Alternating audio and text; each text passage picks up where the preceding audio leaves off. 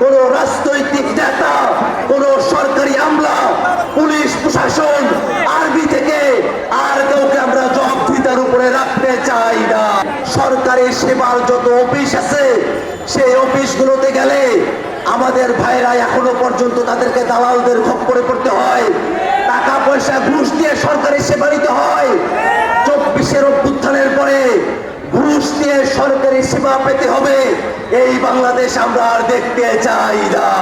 নানাবিধভাবে বিভ্রান্ত করার চেষ্টা করা হচ্ছে, সাংবাদিকতার নামে অপসাংবাদিকতা, সত্যের মোড়কে অসত্য তথ্য, বাংলাদেশের মানুষদের সেন্টিমেন্টের বিপরীতে গিয়ে সুশীলতার মোড়কে বাংলাদেশ বিরোধী কথাবার্তা যারা প্রচার করছেন তারা বাংলাদেশের স্বাধীনতা সার্বভৌমত্বের বিপক্ষে অবস্থান নিয়েছেন।